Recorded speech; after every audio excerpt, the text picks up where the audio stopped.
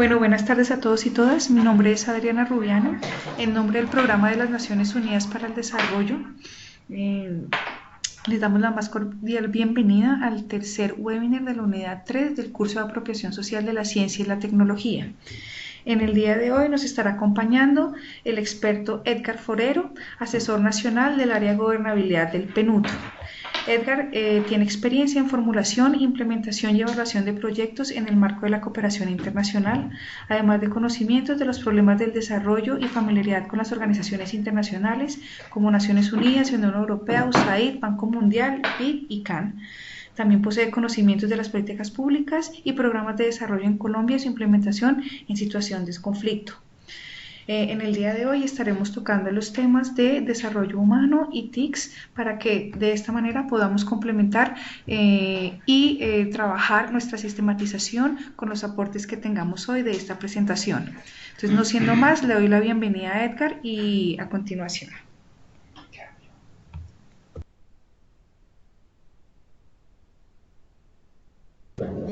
Y sube el volumen.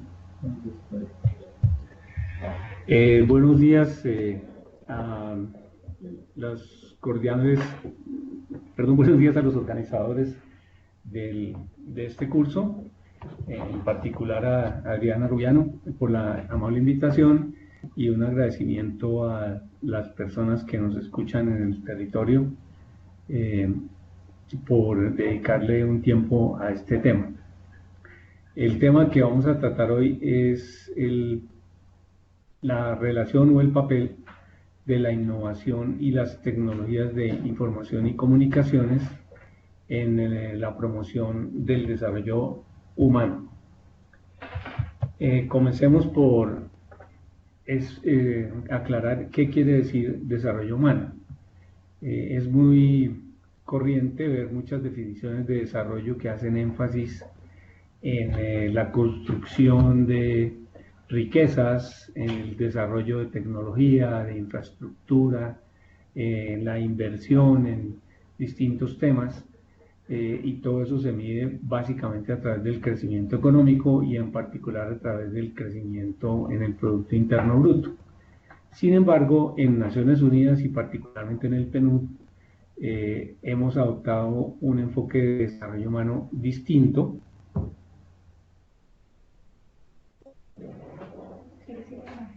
que va más allá del tema del solo crecimiento económico. En particular, es importante anotar que el eje del desarrollo humano son las personas y que las personas son la verdadera riqueza de un país o de una nación. En ese sentido, entonces, más allá del crecimiento económico, que indudablemente es necesario, lo que conlleva este enfoque de desarrollo humano es una ampliación de las capacidades y las oportunidades de las personas para desarrollar su proyecto de vida. Y así, con base en este paradigma, entonces el trabajo del desarrollo humano se orienta a crear un entorno económico, social, político, cultural, etcétera, que permita a las personas desarrollar al máximo sus capacidades, su potencial y hacer efectiva una vida productiva y una vida creativa de acuerdo con sus opciones, con su proyecto de vida. En ese sentido, entonces, parte del sustantivo del desarrollo humano consiste en cómo ampliar esas oportunidades para que cada persona pueda vivir la vida de acuerdo con sus creencias, sus preferencias, sus valores. Crear o ampliar las oportunidades está de la mano con desarrollar las capacidades de las personas, las capacidades humanas. ¿Por qué? Porque si no se desarrollan simultáneamente las capacidades, las oportunidades se van a volver simplemente, como llamamos en Colombia, un saludo a la bandera. Es decir, si yo tengo oportunidades en un país, en Colombia, por ejemplo, para trabajar en X temas o para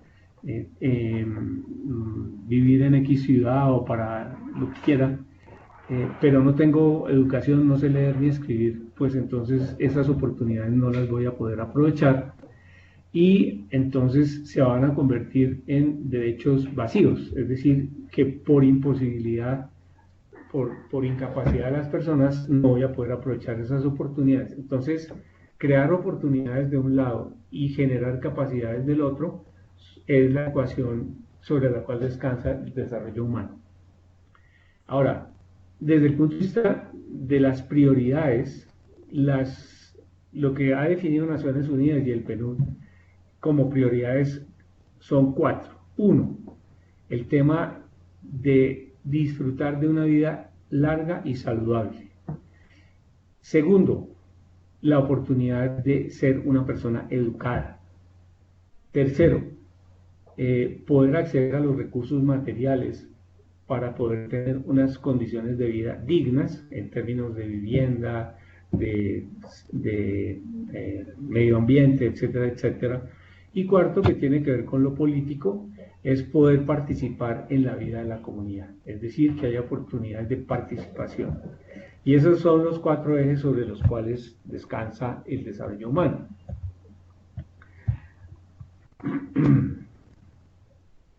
Ahora, paralelo con lo anterior, hay otro punto que es muy importante en el enfoque del desarrollo y es la relación entre este desarrollo humano, como lo acabamos de definir, y la garantía para el ejercicio de los derechos humanos. En el caso colombiano, este es un tema muy importante porque, como ustedes han visto en los últimos días, parte de la discusión sobre el tema del desarrollo está atada a la garantía del ejercicio de los derechos humanos. Y hoy por hoy es un requisito internacional.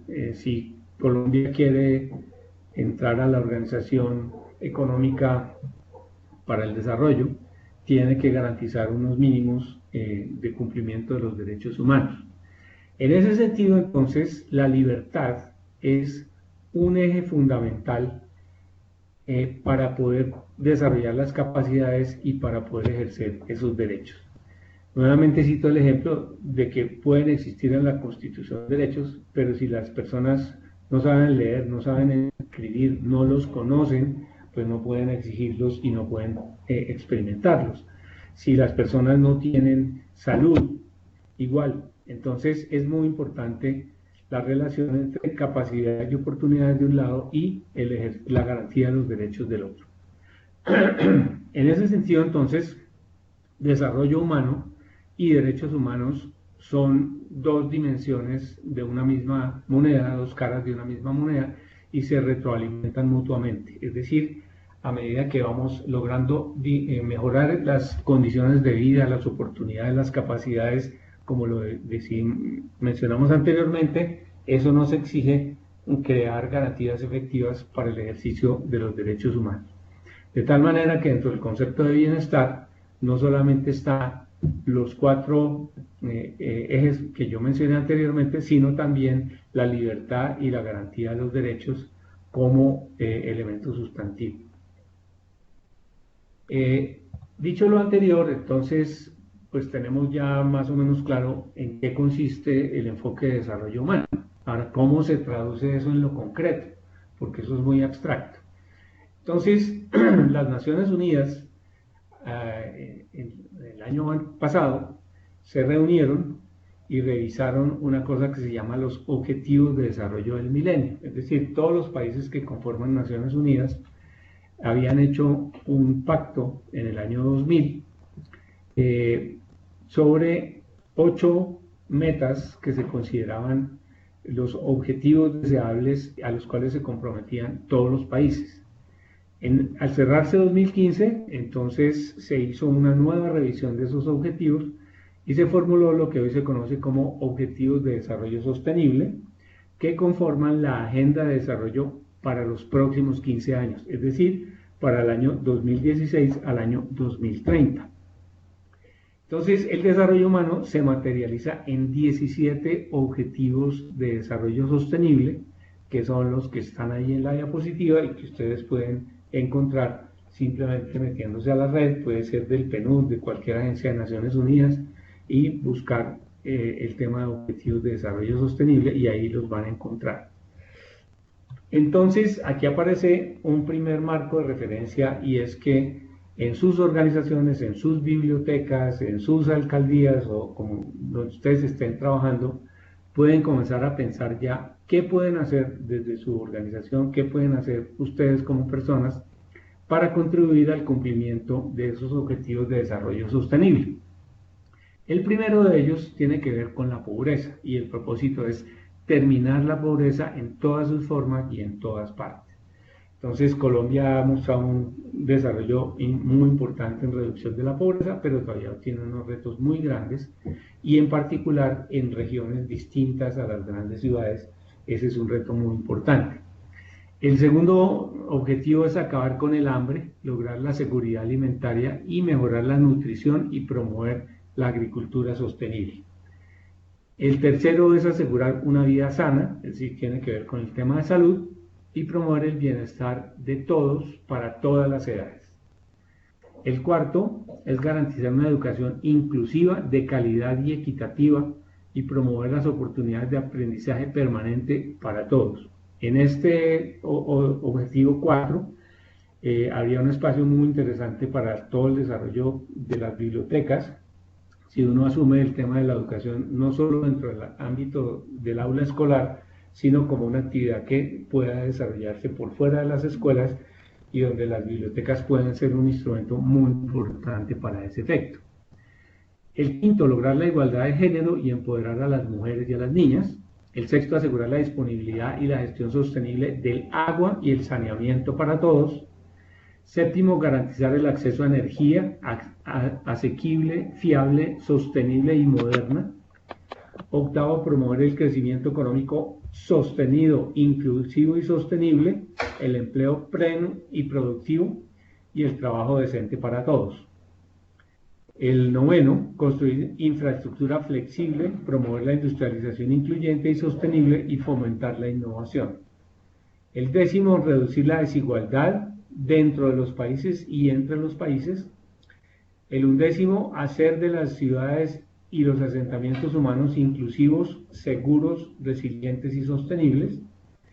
El doceavo, asegurar los patrones de consumo y de producción sostenibles. El 13, adoptar medidas urgentes para combatir el cambio climático y sus impactos. El 14, conservar y utilizar los océanos, los mares y los recursos marinos para el desarrollo de manera sostenible.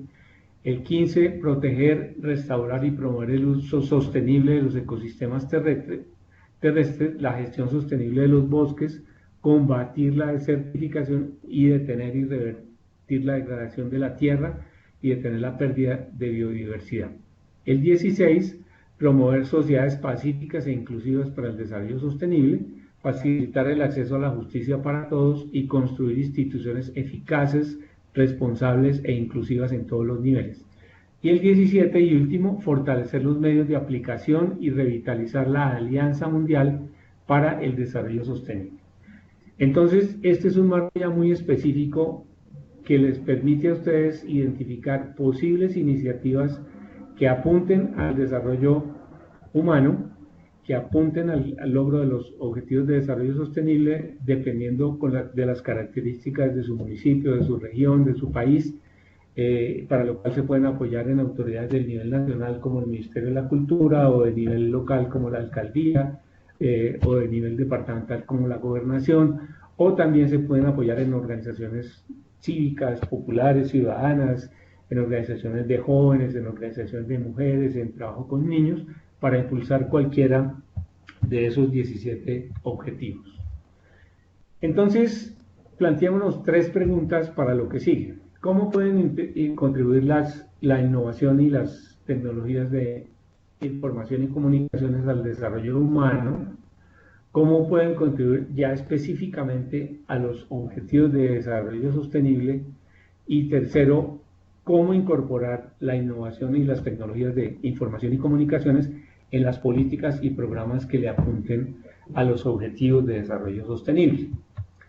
Comencemos entonces mirando 5 principios para lo que es el trabajo en innovación y en tecnologías de información y comunicaciones.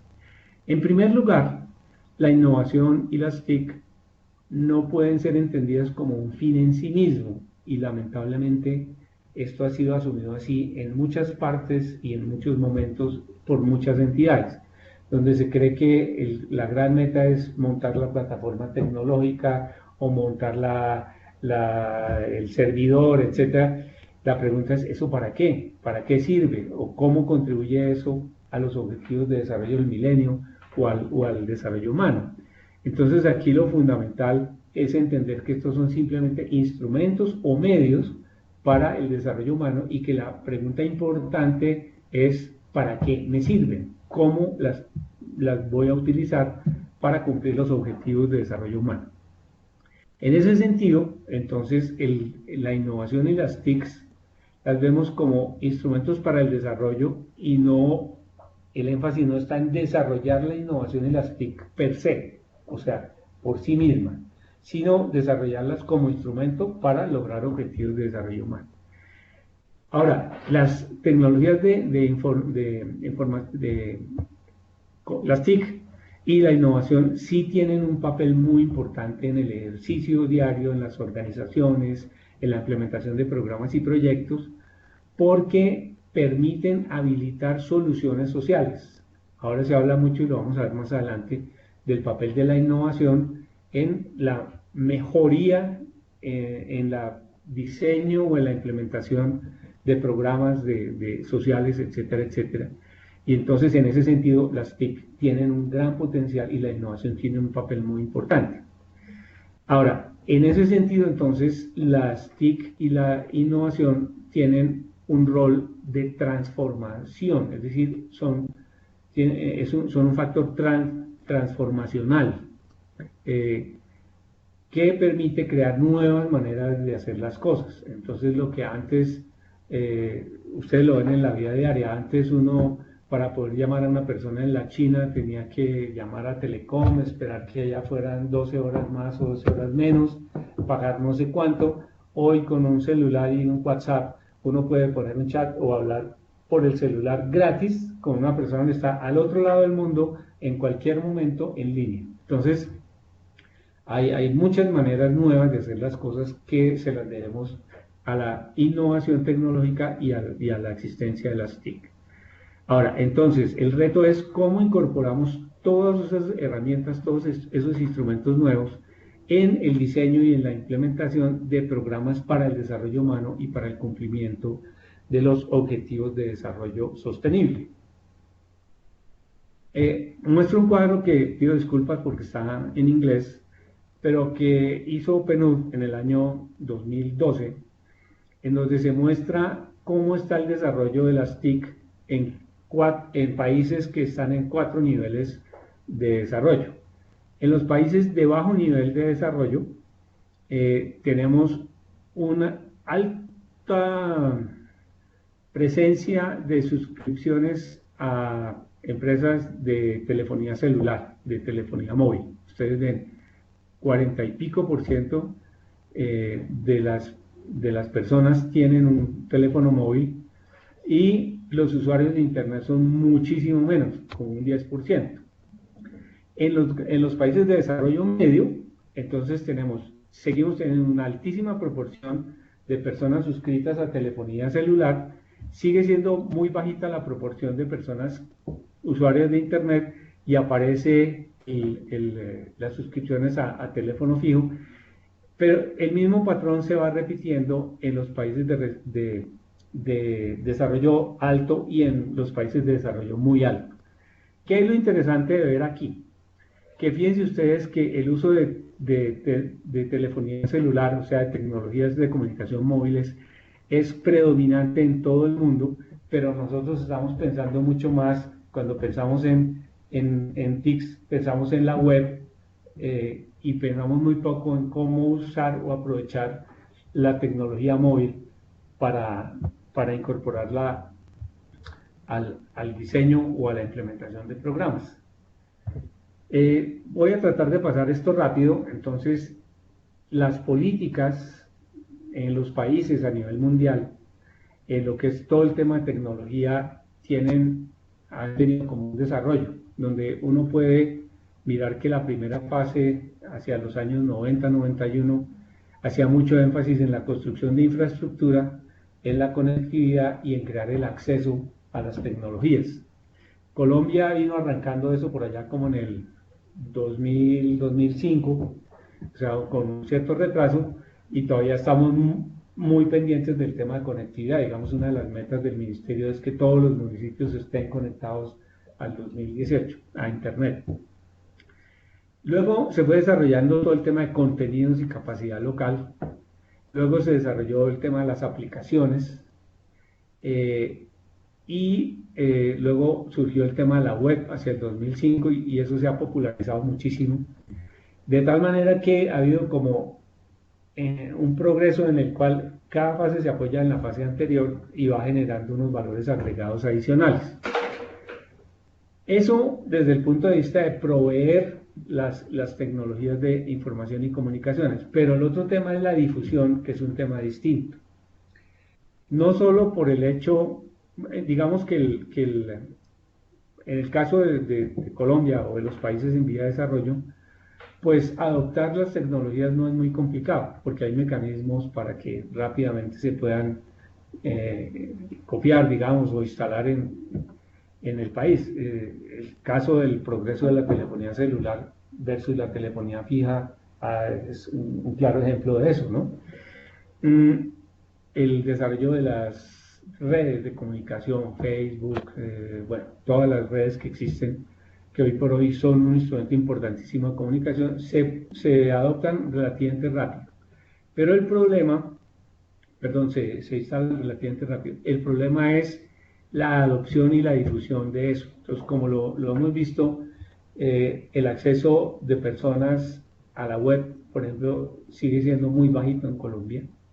El acceso a todos estos planes de datos de Facebook, etcétera, exigen o que yo tenga un computador o un teléfono inteligente, pero siguen siendo costosos, tanto los teléfonos como los planes. Entonces la gente pobre, digamos, no tiene mucho acceso. Si uno piensa en un campesino, en una zona rural, pues a pesar de que en Colombia exista toda la infraestructura, toda la disponibilidad, la accesibilidad de esa persona a esa infraestructura, a esa tecnología, sigue siendo muy difícil. Ahora, en el tema de las TICs también se ha ido cambiando un poco la percepción. Las TIC nacen aplicadas a las organizaciones como una herramienta para hacer más eficiente la gestión, disminuir costos, aumentar las economías de escala, desarrollar nuevos productos, etcétera, etcétera, y eso está bien, digamos, porque eso es un elemento necesario. Pero diríamos que no es suficiente. Eso ha ido cambiando y entonces, más allá de una percepción económica del uso de las TICs, se han implementado cambios como por ejemplo el trabajo en red, como por ejemplo la participación de los usuarios o de los beneficiarios o de los clientes, como ustedes lo puedan mirar, la generación de comunidades de práctica, la generación de grupos de personas que trabajan en un mismo tema, la apertura a la participación, a la colaboración para la innovación, etc. Entonces, eso sí ya implica ir más allá de la pura eficiencia e implica cambiar la manera de hacer las cosas. Y en ese sentido, las organizaciones cualquiera, tanto las privadas como las públicas, tienen que mirar cómo se van a transformar para trabajar. Entonces, en el tema de desarrollo humano y de objetivos de desarrollo sostenible, uno de los grandes retos ha consistido y sigue consistiendo en cómo incorporamos las TIC en la formulación y en la implementación de todos esos programas y proyectos que le apuntan a los objetivos de desarrollo sostenible, pero donde, como lo vamos a ver más adelante, tenemos un desarrollo de las TIC per se, pero no incorporado en quienes toman las decisiones, diseñan los programas y los implementan como un instrumento de trabajo. Entonces, persiste mucho la brecha entre el desarrollo de las TICs per se, nos llenamos de aparatos, de ingenieros, etcétera, pero quienes toman las decisiones e implementan los programas no incorporan eso en el ejercicio. Entonces, en ese sentido, es muy importante enfocarse en el potencial transformacional que tienen las TICs para estos programas y proyectos. Pero hay un tema importante y es el tema de la legislación. Aquí en Colombia tenemos un excelente ejemplo, el de Uber, que es algo que no se le encuentra una salida. Esta mañana la noticia de que en Nueva York el alcalde estaba pensando en suprimir una red que se llama Airbnb, que permite que personas naturales alquilen sus apartamentos, etcétera. Entonces estaban pensando en prohibirla porque le está haciendo competencia desleal a los hoteles. Y hoy en el ministerio, entonces se están haciendo cambios. Entonces ya hay un nuevo viceministro y hay un nuevo viceministerio que se va a llamar de la economía digital, donde lo que le va a apuntar es precisamente a cómo hacer para adaptar toda esa legislación, todos esos contextos institucionales a esos fenómenos nuevos. Planeación Nacional hizo un estudio muy interesante y lo publicó, en el cual muestra cómo ha cambiado el consumo de medios digitales y cómo la legislación y la institucionalidad se ha quedado atrás. O sea, hoy por hoy hay una mezcla de televisión, radio, celular, etcétera, en el mismo paquete, pero todavía tenemos instancias reguladoras para radio distinta de la televisión, distinta de la comunicación digital, y la legislación está igual. Entonces Planeación dice con razón, tenemos que actualizar todo eso y ponerlo a tono con... muy bien. Si ya vamos a hablar del tema de la innovación, entonces ahí tenemos otro tipo de problemas.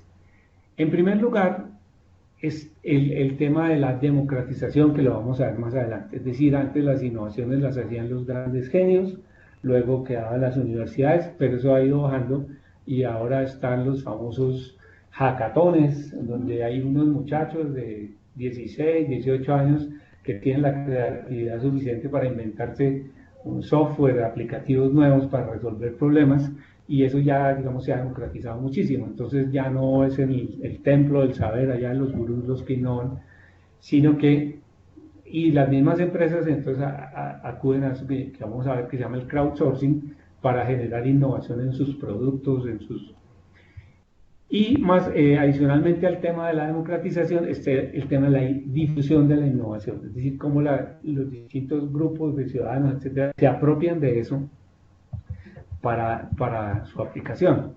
Entonces aquí tendríamos que diferenciar entre dos tipos de innovación. Uno que es la innovación pura, que se llama invención, o innovación primaria, que es cuando eso no existía, yo me lo invento por primera vez. Y dos, lo que se llamaría innovación secundaria, y es cuando hay algo que ya existe, un invento que ya existe, que yo lo aplico por primera vez en otro lugar, en otro sitio, o donde yo lo que hago es un mejoramiento de algo que ya existía, ¿no? Entonces, típicamente en las organizaciones, todos estos procesos de mejoramiento continuo, etcétera, corresponderían a un tipo de innovación secundaria. Ahora, la innovación exige unos pasos, y entonces eso tiene que ver con las políticas, pero también tiene que ver con cómo lo que ahora se han llamado los emprendedores sociales tienen que dar ciertos pasos, primero uno, luego el otro y luego el otro. Y el punto de arranque es cuál es el problema o necesidad. Y ahí es donde entroncamos con los ODS y con los problemas de desarrollo. O sea, en las comunidades pueden existir problemas, y entonces uno tiene que partir de identificar el problema para luego hacer la innovación, y no al revés.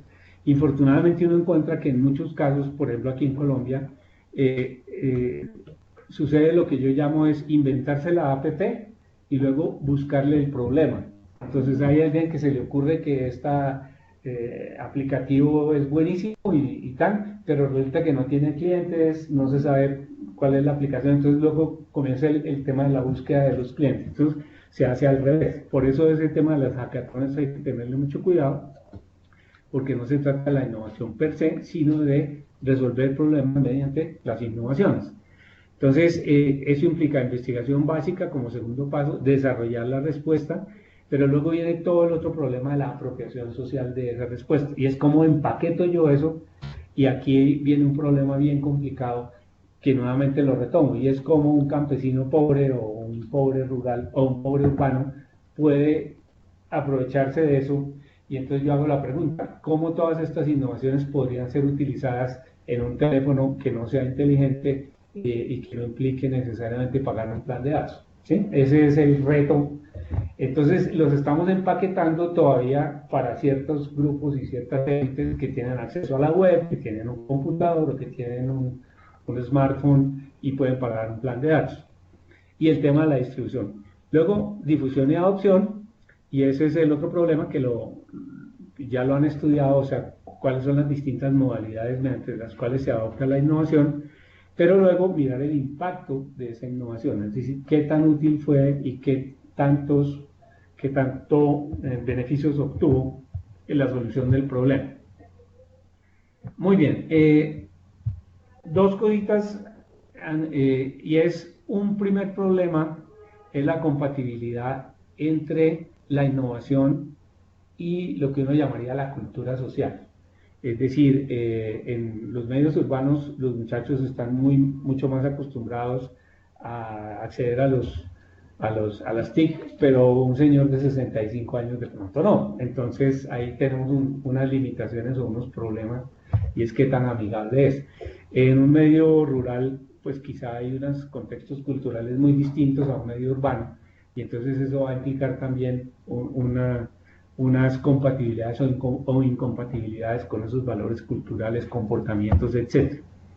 De hecho, pues en general hay una resistencia a la innovación, pero en ciertas sociedades hay más resistencia que en otras, ¿no? No todo el mundo está abierto y ávido de incorporar las innovaciones, sino que puede suceder lo contrario.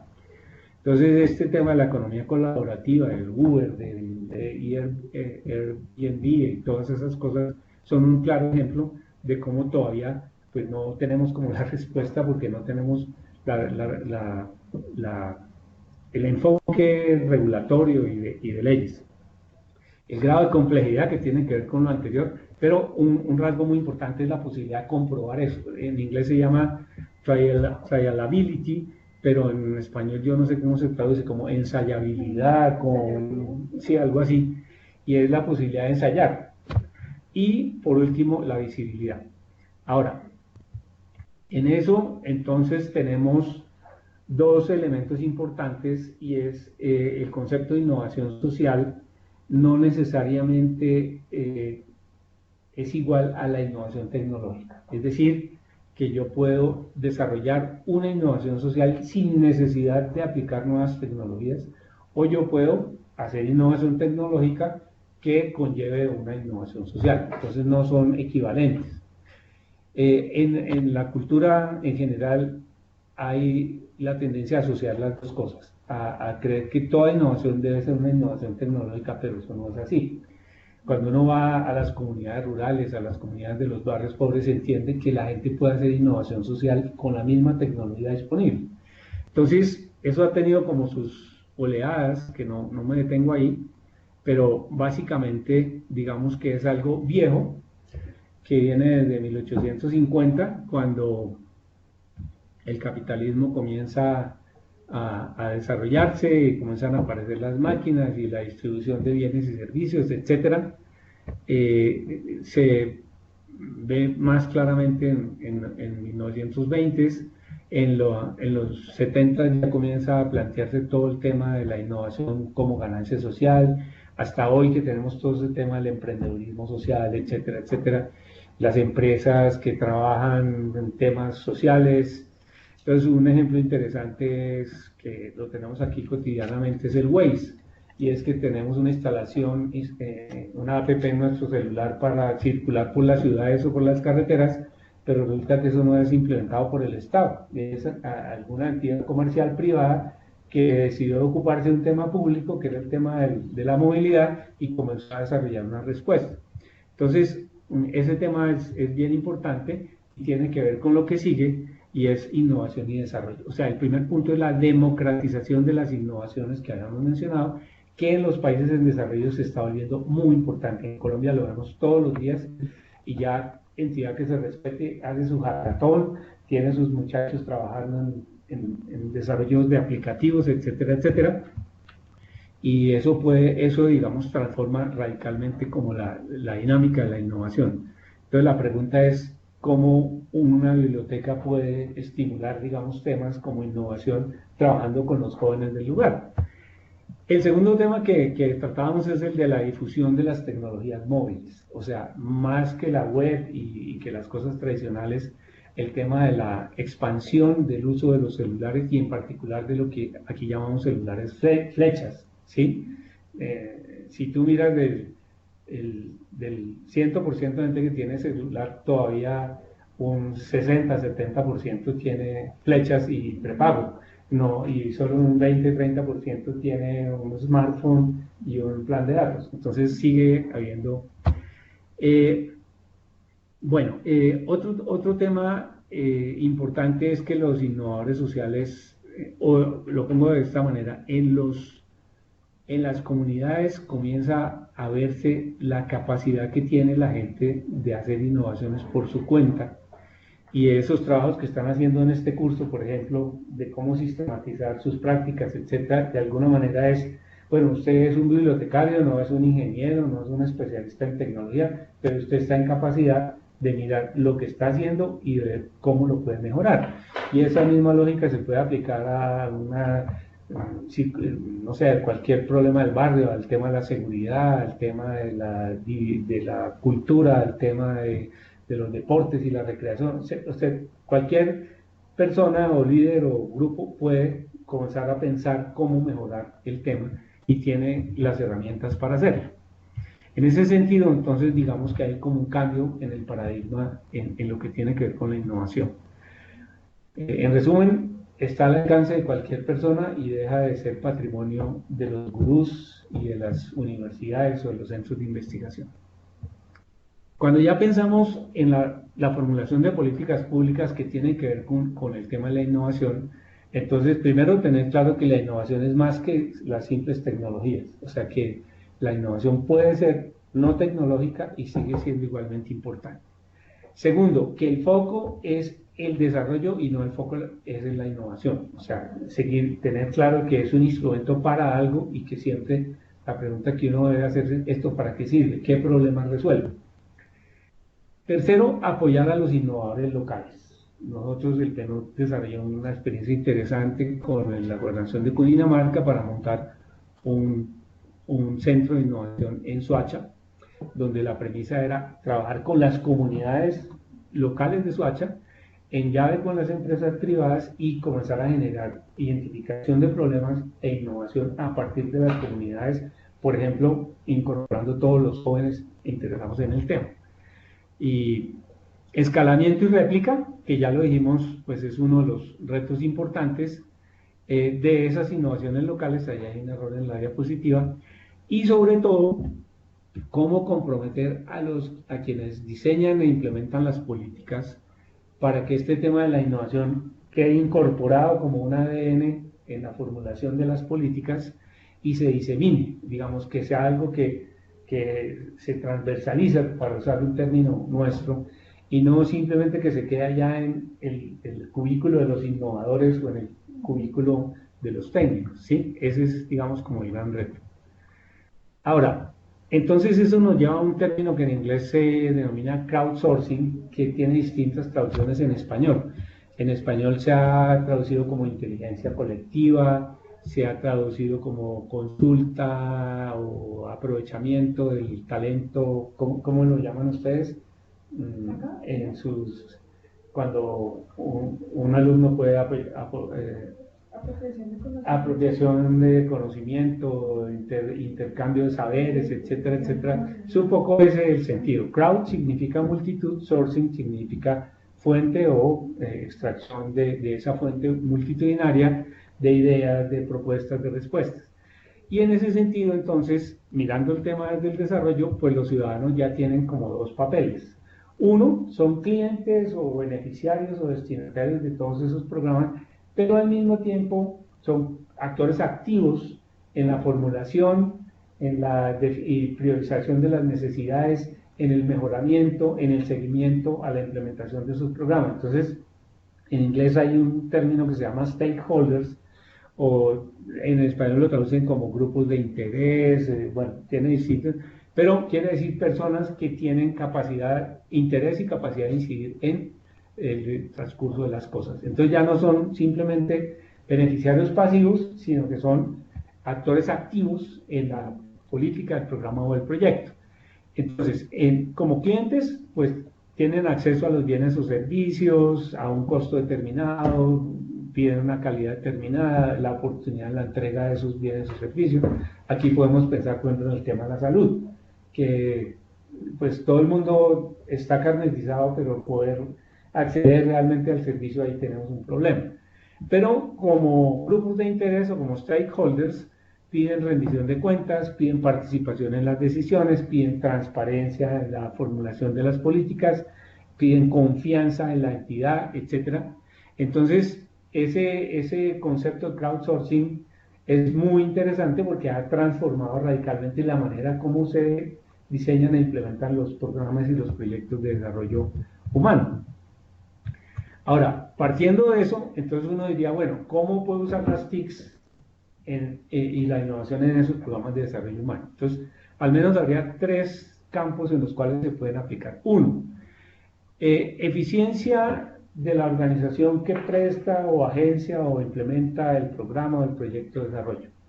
Y entonces ahí tenemos respuestas efectivas a las necesidades y a las prioridades de los ciudadanos. Entonces, si yo simplemente hago una encuesta por web o por Facebook o por un mensaje de texto, ahí puedo obtener la visión directa de los ciudadanos sobre cuáles son sus percepciones sobre el tema, y eso lo usan comercialmente en la televisión. Entonces dicen piche numeral no sé qué en Facebook y vote sí o no, o cuál es la reina más bonita, y entonces el piche numeral tal. O sea, eso ya está popularizado, entonces se puede aplicar lo mismo, optimizar la provisión de servicios, todo este tema de servicio al ciudadano, servicio al cliente, el acceso a los trámites y a los servicios a través de internet, a través del celular, eso ya está muy popularizado.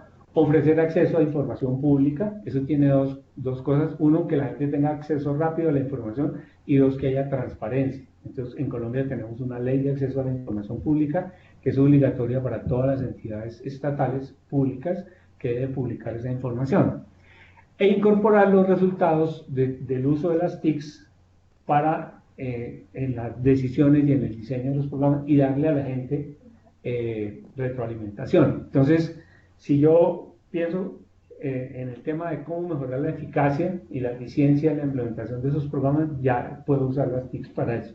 Pero del otro lado tenemos el uso de las TICs para la participación de esos ciudadanos, de esos stakeholders, en muchas más cosas.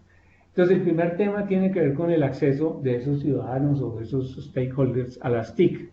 Entonces, tenemos la web y la tecnología móvil con todo lo que hemos comentado. Pero tener acceso es distinto a saberlos manejar y apropiarse de eso y volverlo una herramienta. Entonces, una organización de jóvenes o una organización de mujeres necesita no solo tener el acceso individual, sino saber cómo usar ese instrumento para el desarrollo y empoderamiento de sus reivindicaciones. Entonces, para el crowdsourcing, que ya lo vimos, participación en las decisiones, para ganar acceso a la información pública, es decir, para ejercer control social, y para participar en la rendición de cuentas que deben dar todas las entidades que formulan e implementan programas y proyectos de desarrollo. Pero el tercer campo también es muy interesante, y es la colaboración, es el crowdsourcing para resolver problemas o para generar innovación social. Entonces, está la posibilidad de crear comunidades virtuales, está la posibilidad de crear espacios virtuales de encuentro, está la posibilidad de someter a consulta la solución de determinados problemas o determinado tipo de soluciones, y lo que es la innovación pura, es decir, nuevas maneras de hacer las cosas, tanto innovación tecnológica como no tecnológica. Entonces, en cualquier programa o proyecto de desarrollo humano o dirigido a un ODS, tú puedes usar las TICs en cualquiera de estos 3 campos, ojalá en los 3 campos en forma simultánea. Ahora, ¿qué es lo que tenemos ahorita? Tenemos normalmente la preocupación es por la plataforma tecnológica, por la capacitación técnica de los encargados de manejar las TICs, bien sea funcionarios comunes y corrientes o nombrar ingenieros para que manejen los cables y los aparatos, etcétera.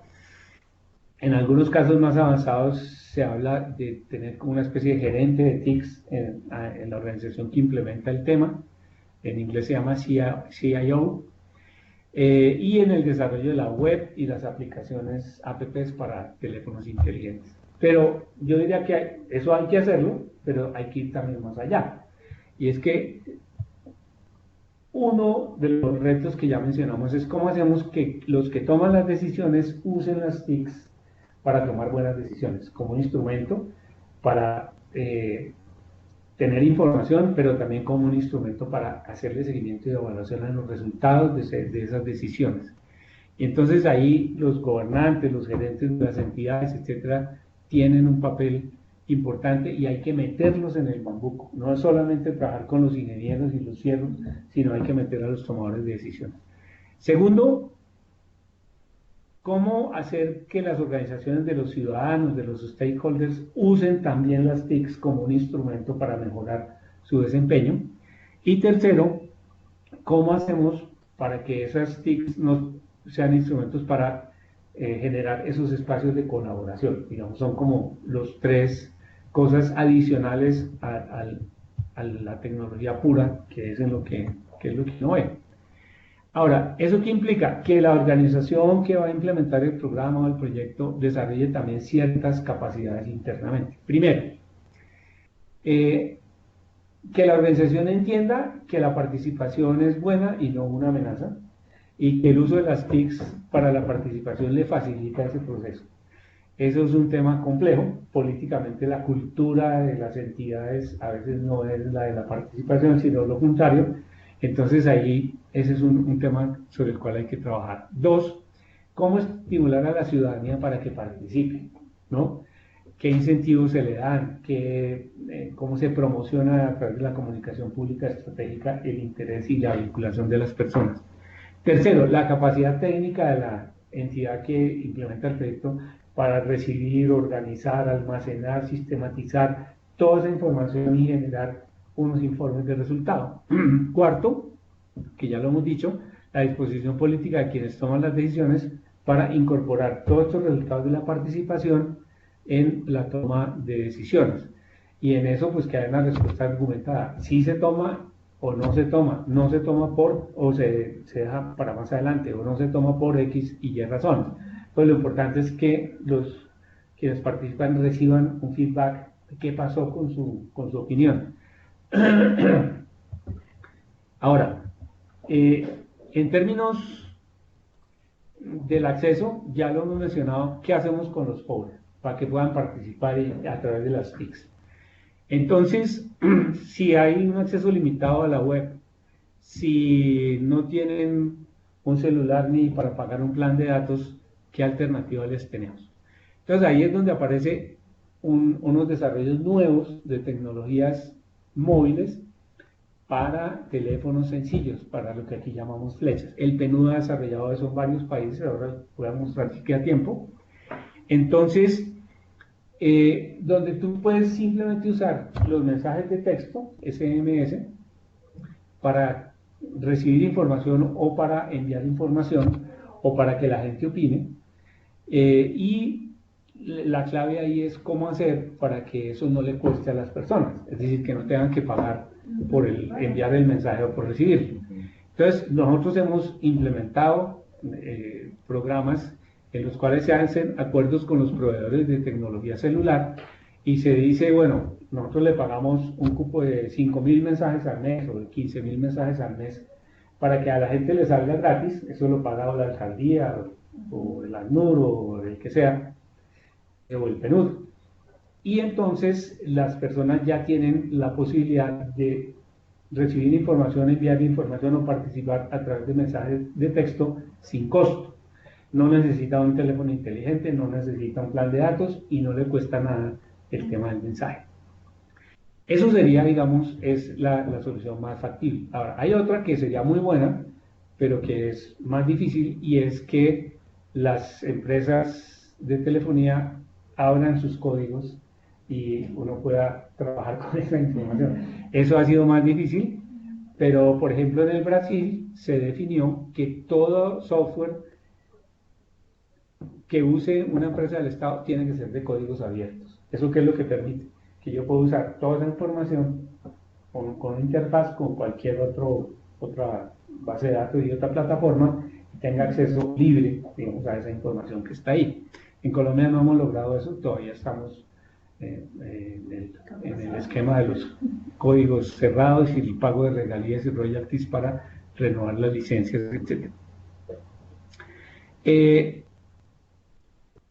En eso entonces existen ya, el PNUD ha desarrollado plataformas en la nube, la más conocida se llama Usagiri, donde tú puedes trabajar con mensajes SMS o con web o con redes, Facebook, con lo que sea, y la información te llega georreferenciada, es decir, que tú sabes de dónde viene, etcétera, etcétera, y tú puedes pasar eso a una base de datos y trabajar esa base de datos. Voy a poner un ejemplo sencillo. Hay un tema grave de violencia hacia las mujeres, violencias contra las mujeres. Como casi toda mujer, así sea pobre, puede tener un teléfono sencillo, uno puede montar un sistema de información en línea de eventos de violencia contra la mujer.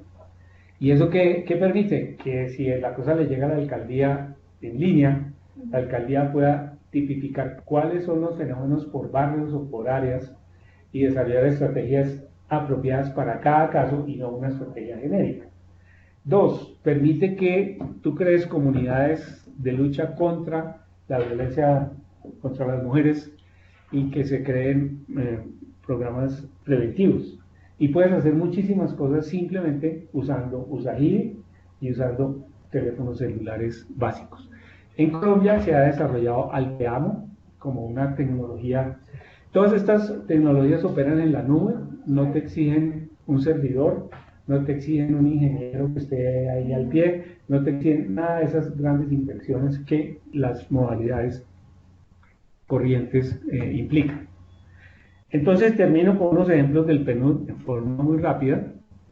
En Madagascar, por ejemplo, se implementó un programa de participación de los jóvenes en las decisiones de políticas públicas del gobierno. Y entonces, en el 2011, jóvenes entre 14 y 35 años pudieron acceder a través de 50.000 mensajes de textos de los que estoy escribiendo, pudieron acceder a expresar su opinión en decisiones de política pública y en el diseño de la estrategia misma. En el caso, bueno, anoto aquí que fueron mensajes de SMS, o sea, mensajes de texto, no nada sofisticado, es de lo que estábamos hablando. Otro ejemplo del PNUD es en el caso de Bangladesh, donde se implementaron 60 proyectos de impacto rápido, donde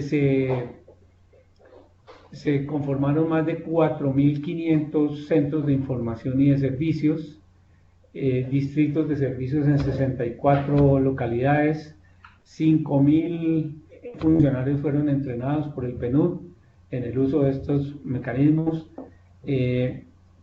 entrenamiento para 50.000 profesores, etcétera, etcétera. Y ustedes ven ahí la foto a través de ¿qué? De un celular común y corriente. En el caso de India era un caso dramático. Las personas que vivían distantes del centro urbano se gastaban un día en ir, 2 días mientras hacían la diligencia y otro día volviendo. O sea que se les iban mínimo 4 o 5 días en los cuales no podían ni devengar ingresos ni atender la familia. Entonces, ¿qué se hizo? Pues instalar esos puntos de acceso a TICs en las zonas rurales, donde se ponía un funcionario que hacía la vuelta. Entonces es lo que nosotros llamamos llevar la ventanilla a donde está el usuario, o sea que el usuario no tenga que ir a la ventanilla, sino llevar la ventanilla del usuario. Eso les economizó cantidad de tiempo y de plata, porque era como aquí en el Chocó, coger una lancha cuesta un montón de plata, ir y volver para hacer una vuelta, con el riesgo de que no lo atiendan o de que no le resuelvan el problema. Entonces, más de 10 millones de personas pobres fueron beneficiadas con ese sistema. Bueno, eso se usó para un programa de bancarización, bueno, en fin. Mozambique, bueno, voy a terminar ya con Filipinas. Ese es un proyecto muy bonito, donde se usaba el tema de apoyos o auxilio, ayudas educativas a través del teléfono celular para estudiantes de grado 5 y de grado 6. Entonces, digamos, eso aliviaba muchísimo todo el tema de la presencialidad, etcétera. Eso es básicamente, no sé si quieren hacer preguntas o cualquier discusión sobre el tema. Bueno, Edgar, muchísimas gracias. Vemos que se conectaron unas personas más. Gracias, Diana y Flor, por haber sido cumplidas y estar a las 12 aquí con nosotros. Irma, buenas tardes. Omar y Lilia, si ustedes tienen en este momento alguna pregunta, pues los invitamos a habilitar sus micrófonos. Edgar va a estar aquí con nosotros respondiendo esas preguntas. Igual pues vemos que pues la participación de hoy no fue muy alta, así que Omar, aquí tú nos estás diciendo que acabas de llegar. Pues ustedes saben, el día de mañana quedará la presentación y la grabación subida en la plataforma para que la vuelvan a oír. Así que los invitamos a hacer algún tipo de pregunta que quieran al experto.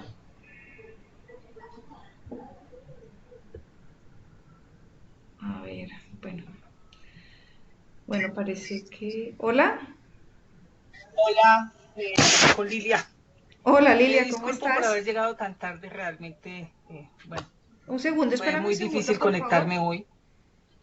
No, básicamente porque se me presentó una situación de trabajo y tenía que atenderla, era importante, entonces llegué tarde, digamos, Sin embargo, bueno, pues yo aspiro a que podamos ver la presentación pronto, digamos que que quede colgada en la red.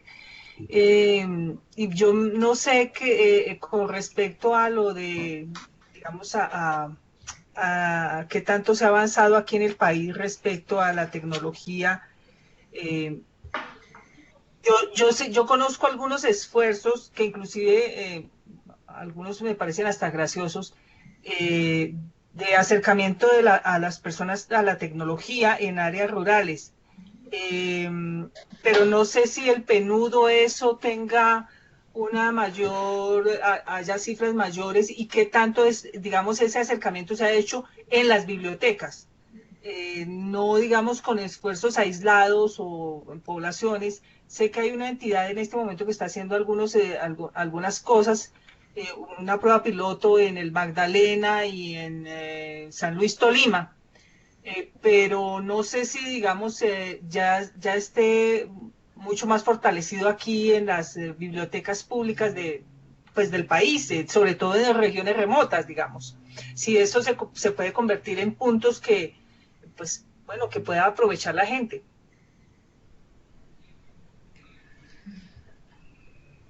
Ya, listo, ¿Aló? gracias. Hola. Si quieres dejar el micrófono Si abierto. quieres responde por acá. Listo, dale. Eso. Bueno, muy interesante la pregunta. En realidad yo no tengo cifras y no tengo información específica sobre el tema de bibliotecas. Pero a nivel general, digamos, como lo decíamos en la presentación, el esfuerzo se ha hecho básicamente en el tema de la interconectividad. Y la estrategia que ha usado el gobierno de Colombia se llaman los kioscos y los puntos Vive Digital. Y eso ha sido, digamos, un poco el eje de la expansión de la política de conectividad. Y como ustedes se imaginan, pues es llevar a ciertas zonas unos puntos en donde se instalan unos equipos que le permiten a las personas acceder a los servicios a través de las tecnologías de información y comunicaciones. Esto es un esquema que ya en el mundo lleva más de 20 años que se está implementando, es algo que se implementó en la India y en Colombia debe llevar, no sé, como 6, 7 años ya. Entonces tiene sus pros y sus contras. ¿Cuáles son los pros? Bueno, un punto importante es que se ha previsto usar en las escuelas, los colegios, etcétera, como localizaciones preferenciales para instalar estos kioscos y estos puntos video digital cuando ello es posible para aprovechar pues la infraestructura y la localización, locación de las instituciones. Ahora, ¿cuáles son los pros? Que indudablemente esto lleva un acercamiento a las personas. Indudablemente permite a mucha gente que de otra manera no tendría acceso a los servicios, a los trámites, a la información. Ahora, las evaluaciones que ya comienzan a hacerse de este tema de los puntos video digital comienzan a mostrar debilidades. Primera de ellas es que el énfasis está en lo que uno llamaría alfabetizar, entre comillas, digitalmente a la población para que pueda tener acceso por sí misma a ese tipo de servicios. Pero eso demuestra muchas limitaciones porque si bien eso es fácil en un medio urbano con población joven, es muy difícil en un medio rural y con población adulta mayor. Entonces, la pregunta es, ¿cuánto tiempo tendríamos que esperar para que toda la población esté alfabetizada digitalmente y use motu propio esos servicios? Entonces, claramente ahí hay una brecha muy grande. Lo que se ha visto es que en realidad la opción tendría que estar acompañada de unas personas que hagan el trabajo ellas mismas de hacer la conexión o hacer la gestión a que haya lugar sin que lo tenga que hacer directamente la persona.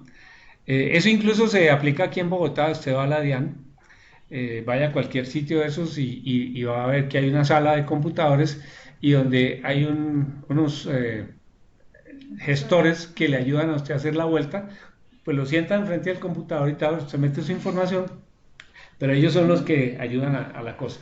Entonces, el tema de la sostenibilidad de esos personajes es un cuestionamiento fuerte, porque la idea es que tenía que estar todo el tiempo, pero eso ha sido visto como algo mientras tanto, entre comillas. Ahora, el otro problema es que en esas regiones la responsabilidad se le atribuye al ministerio, pero no a la alcaldía ni a la comunidad. Entonces, cuando el ministerio ya dice, bueno, hasta aquí llego yo y señor alcalde, usted apropiese de eso y pague los servicios públicos y pague los funcionarios y todo, los alcaldes dicen, no, eso es un problema del ministerio, no es mi problema. Y por último, las comunidades no se han apropiado de eso como un recurso valioso y no lo reclaman ni lo mantienen. Entonces, exactamente ese tema se vio en la India. ¿Qué salida se le dio? Pues comenzar a crear en las comunidades locales una especie de emprendedores de TICs, que era como los cafés internet que tenemos acá, que prestaban servicios privados, pero que prestaban en forma gratuita cierto tipo de servicios públicos. Entonces, alrededor del tema de la prestación del servicio público, pues montaban líneas privadas de operación, pero manteniendo siempre gratuito el costo del acceso a los servicios públicos. Ya como eso tenía dueño y a la comunidad le interesaba y se iba apropiando del tema, entonces eso ya le dio más sostenibilidad. En el caso de las bibliotecas, no sé cómo esté funcionando, pero supongo que estaríamos todavía en el esquema tradicional de tener acceso a la información de la biblioteca a través de la web o en casos más sofisticados acceder al servicio de la biblioteca a través de una app y un smartphone. Pero la pregunta que yo haría es, ¿qué posibilidades tenemos de que la gente tenga acceso a la biblioteca usando tecnologías móviles y usando plataformas en la nube, tipo Usagiri, a cero costo? Esa, digamos, sería un poco la pregunta que yo haría. Muchas gracias, Edgar. Lilia, ¿quieres complementar algo? ¿Alguna otra persona quiere hacer alguna otra pregunta? No, para mí quedó claro. A mí sí me ha llamado la atención esto de la implementación de la tecnología. Conocí hace poco un caso que me parece muy curioso y es llevar un aparato a las personas y como crearles la necesidad, pero no hacer un seguimiento ni nada, sino simplemente los aparatos se devuelven con el gestor o con el promotor y no, digamos, no impacta, digamos, a las comunidades. Entonces uno dice, bueno, ¿qué tan saludable es? Y realmente qué se está haciendo, pero entiendo que el señor, por supuesto, no tiene la respuesta sobre qué está haciendo el gobierno para que este tipo de cosas no sucedan y sean esfuerzos perdidos. Sin embargo, me llama la atención lo de las bibliotecas, porque pues creo que sería como el punto más adecuado, y creo que ese sería un punto interesante. No siendo interesante tampoco, por supuesto, no quiero decir que no sean interesantes los colegios, pero yo creo que las bibliotecas debe ser mucho más participativo el asunto. Pero me quedó claro todo, muchísimas gracias. Bueno, entonces mira, voy a leer esto. Diana Escudero nos escribe, buenas tardes. Creo que en lo referente a la implicación de la capacidad de respuesta al enfoque actual, para el bibliotecario le queda muy difícil, más a los que vivimos en pueblos pequeños, con municipios económicamente desangrados. De igual modo con el tema del acceso de pobres y comunidades rurales al crowdsourcing. Más allá de formación y ayudas educativas a través de celulares, cuentos por WhatsApp, como es mi caso. Acceso libre y gratuito a la web. Claro que sí. Pues mira, nosotros pues digamos, sí puedo de pronto hacer algún aporte, y es que digamos que seguimos, sobre todo si estamos hablando de los municipios 4 y 5 y 6, en donde estamos enfocando este esfuerzo de este curso. Por ejemplo, nos hemos dado cuenta con que uno de los grandes problemas que ellos tienen son los temas de conectividad, y gracias a la, bueno, digamos, conectividad, a la poca infraestructura que tienen ellos para acceder a Internet.